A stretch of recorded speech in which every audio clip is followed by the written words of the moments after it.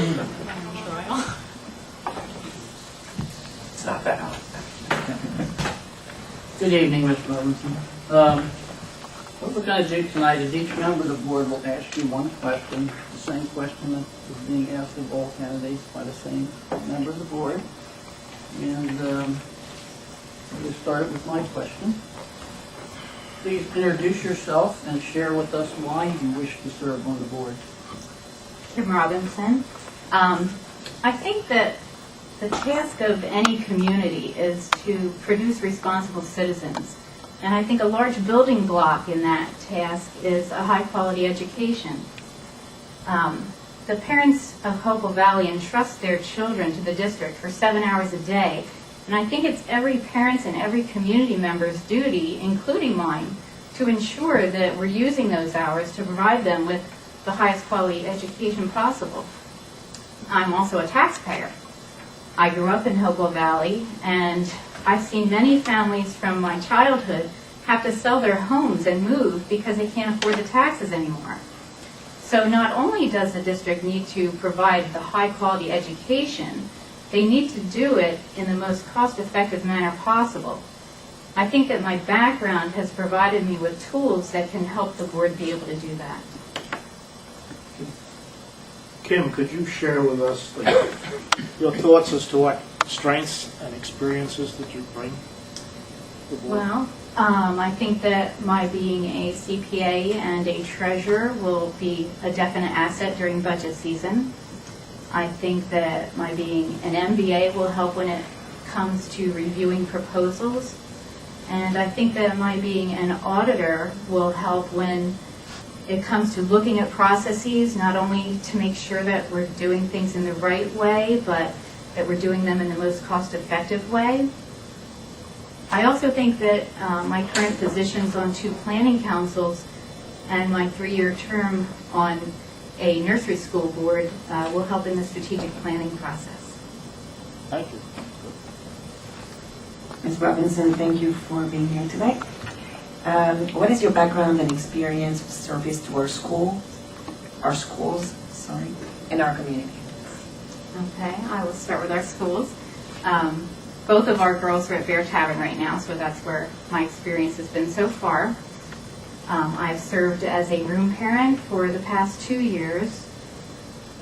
This past year, I volunteered 1 afternoon a week in the kindergarten classroom. I help with PTO events. This past year, I worked on the holiday shop and the kindergarten registration. I help maintain the wildlife habitat that we've established at Bear Tavern. And I'm in my 2nd year of serving on the Parent-Teacher Advisory Council, which, as you know, is the liaison group between the administration, the parents, the teachers, and the school board. Regarding the community, I am an assistant coach with the Hopewell Valley Soccer Association. I just started my 5th year as a Hopewell Valley Girl Scout leader. I serve as volunteer treasurer for a local church and for the Hopewell Valley Girl Scouts. I also serve on the planning councils of both of those organizations. And I am a Sunday school teacher and a vacation Bible school teacher. Thank you. Ms. Robinson, thank you for coming tonight, and thank you for your interest in the board.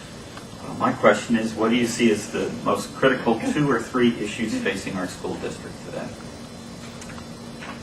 I see 3 critical issues that we're facing right now. The first being the superintendent search.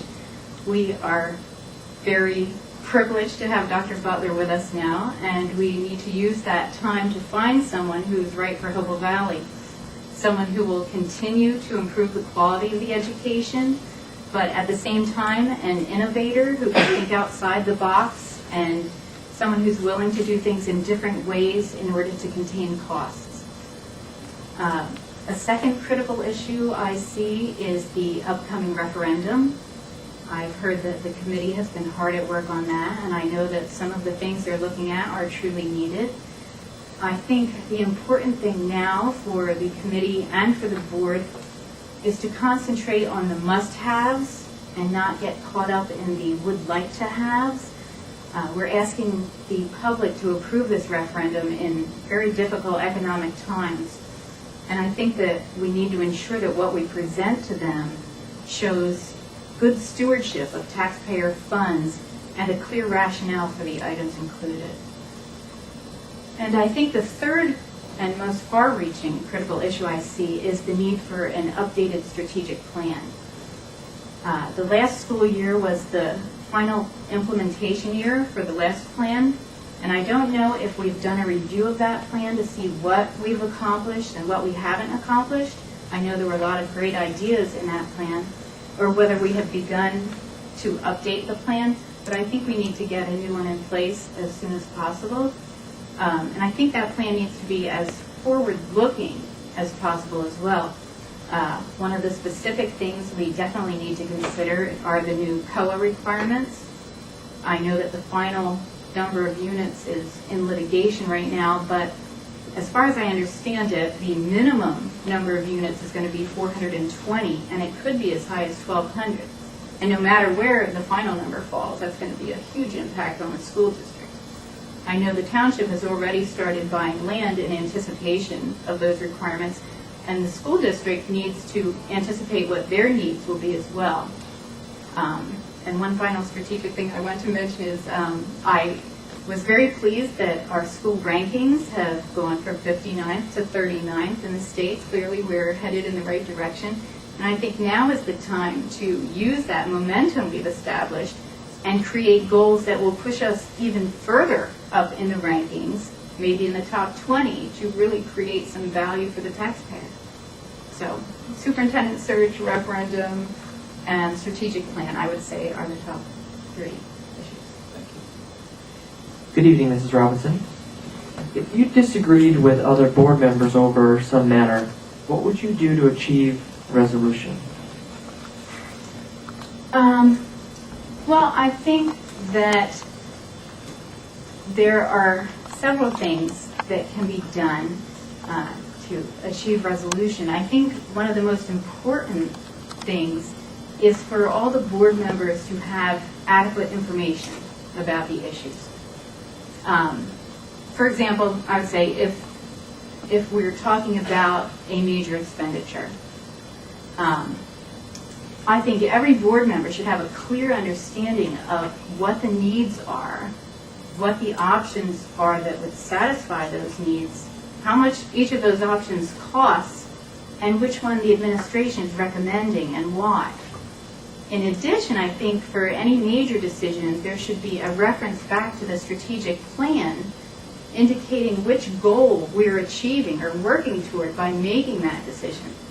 And I think that once you have that type of clear information and rationale, I think that will actually reduce the amount of conflict from the beginning. But in addition to that, I would always keep an open mind. I would respect all the parties involved, and I think that with compromise we could come to an agreement. Thank you.